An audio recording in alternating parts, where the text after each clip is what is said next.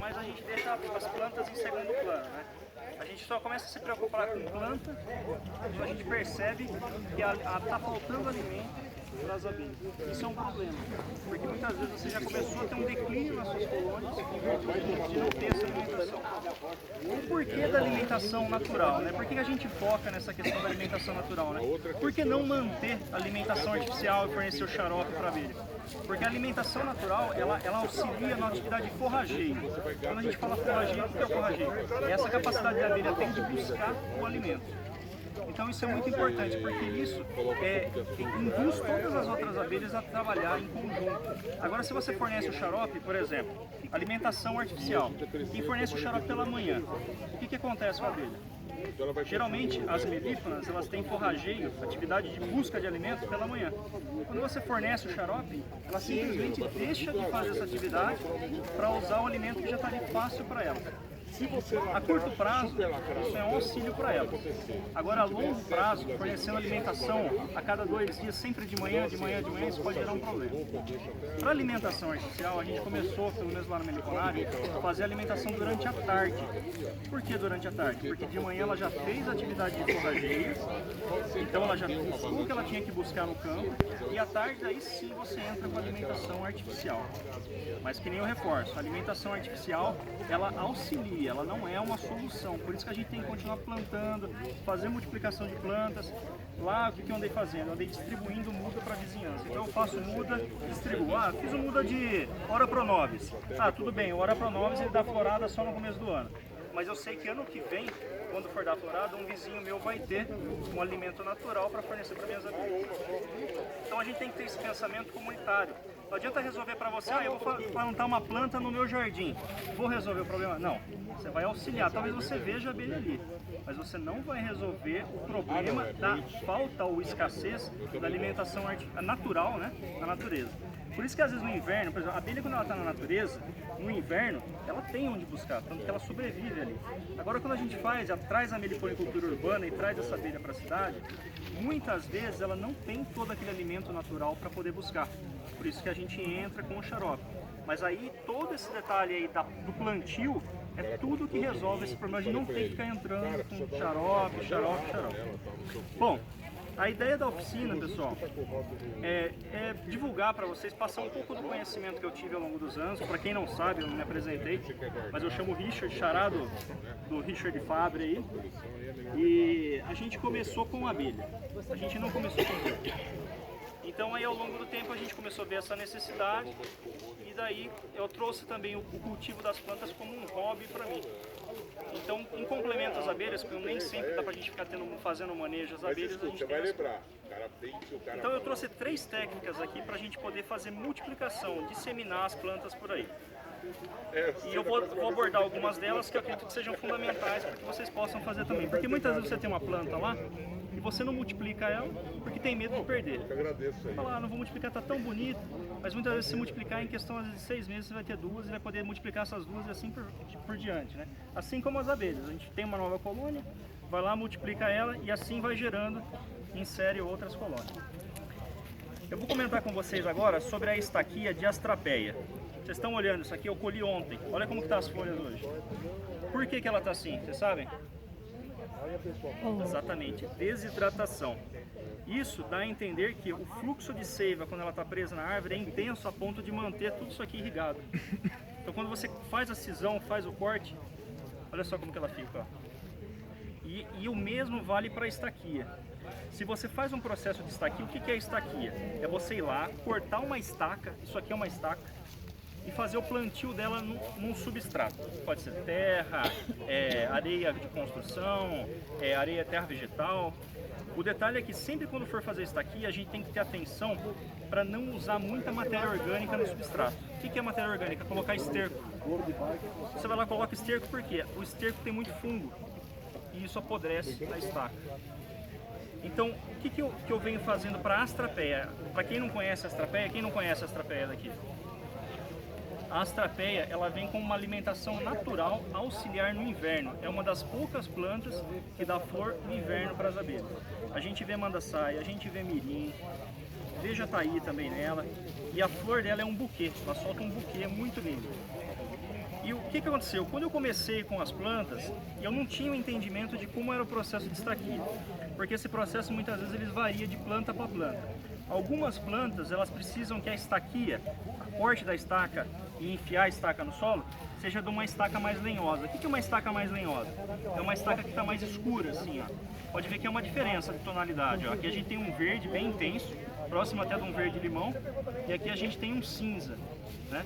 Então se a gente faz uma estaca com essa parte aqui, ó, na astrapeia, o percentual de sucesso é um pouco menor. Por quê? A astrapeia nessa parte aqui, ela está retendo menos líquido. Então a chance dessa estaca perder umidade é muito alta, você vai perder a estaca rapidinho. E o que acontece? A astrapeia às vezes demora um mês para soltar a raiz. Então você precisa de uma parte mais verde. A astrapeia, toda vez que você for fazer estaca, você ganhou a estaca. Tenta ver se essa estaca tem a parte verde. Se você fizer com essa parte aqui, ó, a chance de perder é muito grande.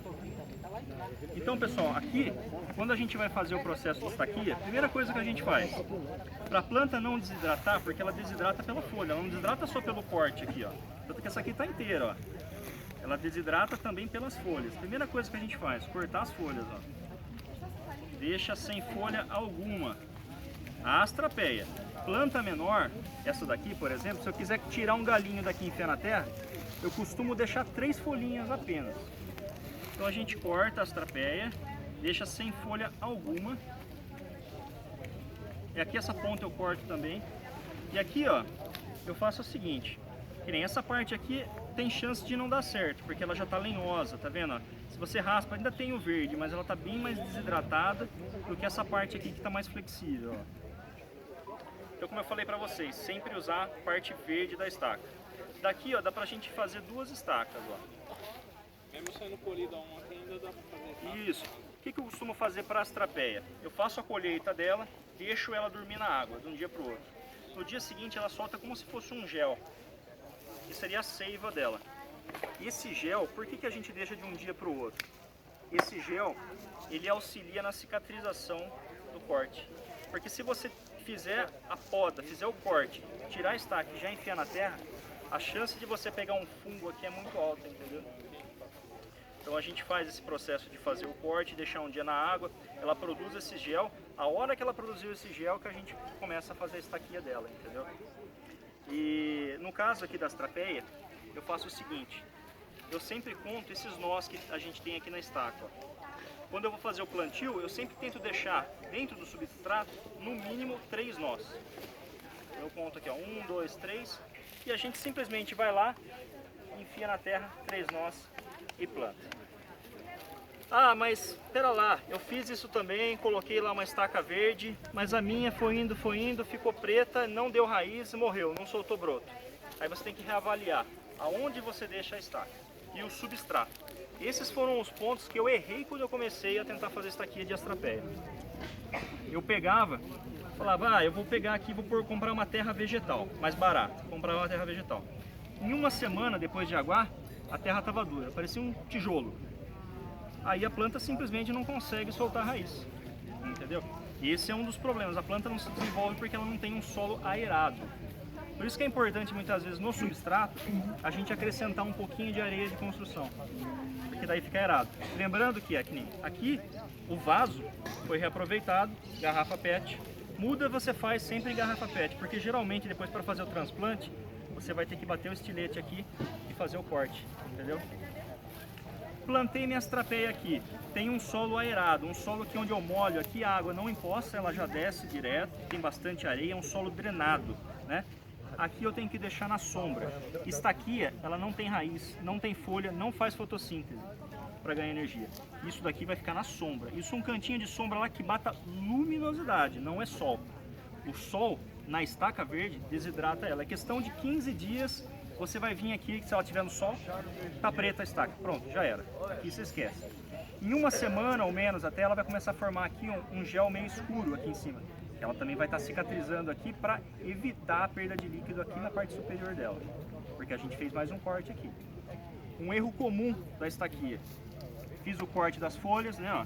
A folha estava aqui, ó, desse formato. Eu fiz o corte da folha, aí eu venho e falo, opa, a estaca tá bonita, tal. Eu venho e enfio de cabeça para baixo. Pronto. Aqui aqui você já vai perder a estaca, ela não vai enraizar no lado oposto, entendeu? Então a gente tem que ter sempre essa atenção. Para facilitar isso, sempre quando eu vou fazer a estaquia, eu faço um V, tá vendo? Então eu sei que onde está chanfrado aqui, é onde eu posso espetar na terra. Então a regra básica das trapeias é, vou escolher uma estaca verde. Se a estaca estiver escura, a chance de dar certo é baixa.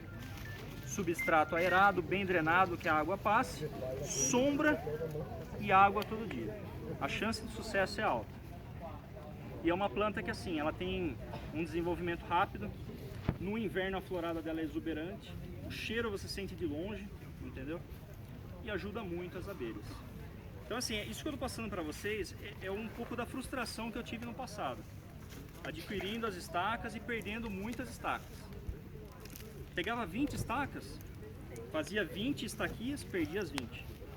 Então aí que eu comecei a ter as minhas trapeias em casa, fazer minhas podas e das minhas podas fazer as minhas mudas. Entendeu? Esse é o segredo das trapeias. Pode ser que para outras plantas, uma estaquia, por exemplo, mais lenhosa seja melhor do que uma estaquia semi-lenhosa. O que é semi-lenhosa? Galho verde, flexível. Galho duro está lenhoso. Então, se vocês tiverem alguma dúvida, essa é a estaquia. Multiplicação de plantas por estaquia. Cortar um pedaço da planta para fazer outro. Alguma dúvida? Não? Qual o período de rega? Não. Algumas plantas precisam de enraizador. Outras plantas há estudos ainda e alguns dizem que essa planta ela multiplica mais fácil por alporquia, que é uma outra técnica que a gente não vai comentar hoje. Mas a estaquia ela não funciona para todas as plantas, mas ela funciona na maioria das plantas. Tá? Quanto que você rega